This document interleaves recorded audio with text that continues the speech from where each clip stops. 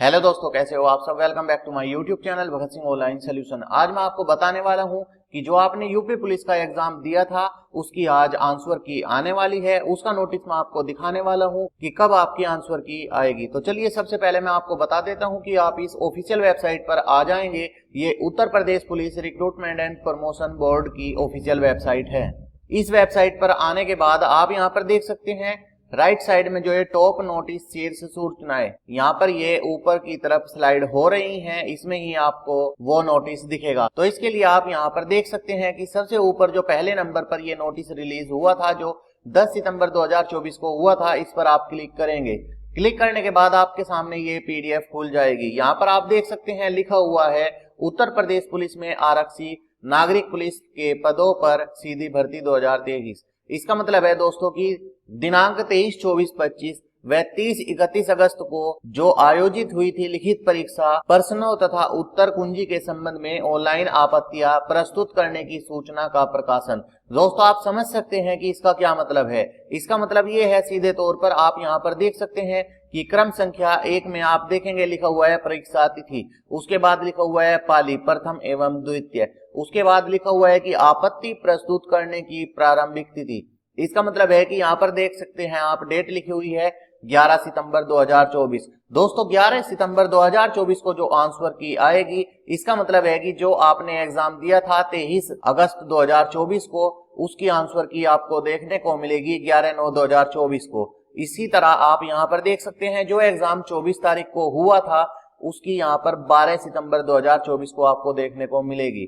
इसी तरह 25 अगस्त 2024 का जो एग्जाम आपने दिया था उसकी आंसर की 13 सितंबर 2024 को देखने को मिलेगी। इसी तरह 30 और 31 की भी आप देख सकते हैं 14 एवं 15 सितंबर 2024 को आपको आंसर की देखने को मिलेगी। दोस्तों मान के चलिए आपके सामने जो यहाँ पर अभी आंसर की आएगी, आज आप देख सकते हैं 11 सितंबर 2024 है। आज जो आपकी आंसर की आएगी उसमें आपको यहाँ पर देख सकते हैं कि अगर आपने 23 तारीख में एग्जाम अपना दिया था और जो आज 11/9/2024 को आंसर की आएगी, अगर उसमें आपको लगता है कि आपने कोई भी क्वेश्चन सही किया है लेकिन आंसर की के अकॉर्डिंग वो गलत है, तो आप उसकी आपत्ति दाखिल कर सकते हैं। दाखिल करने की तिथि आप यहाँ पर देख सकते हैं कि 11 तारीख से 15 सितंबर 2024 रात के 12 बजे तक आप आपत्ति दर्ज कर सकते हैं।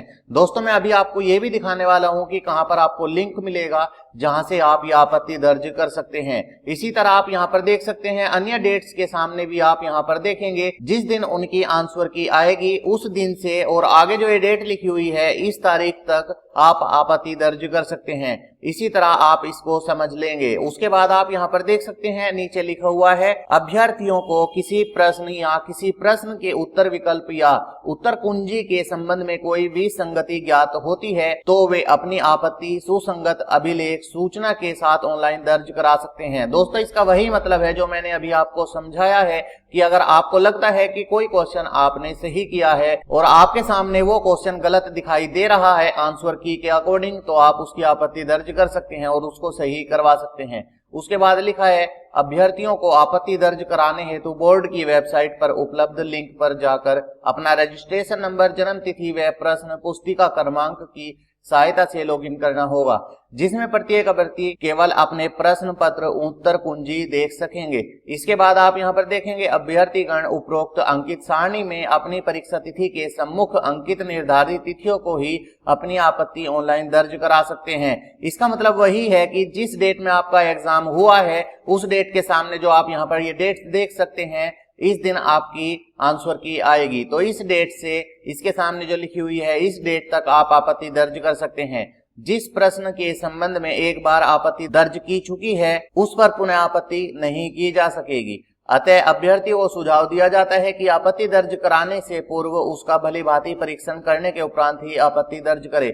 इसका मतलब दोस्तों ये है कि अगर आपने आपत्ति एक बार किसी क्वेश्चन को लेकर दर्ज करा दी है तो आप अगर ये लगता है आपको कि नहीं आपने आपत्ति दर्ज गलत कराई है तो आप उसको बिल्कुल भी दोबारा से रीसबमिट नहीं कर सकते। इसके बाद नंबर 4 पॉइंट में आप देख सकेंगे लिखा हुआ है, अभ्यर्थी अपनी आपत्ति केवल बोर्ड की वेबसाइट पर उपलब्ध लिंक के माध्यम से ऑनलाइन दर्ज करा सकते हैं। इसके भिन्न किसी अन्य माध्यम से प्रेषित आपत्तियों यथा रजिस्ट्री, डाक, ईमेल आदि पर कोई विचार नहीं किया जाएगा।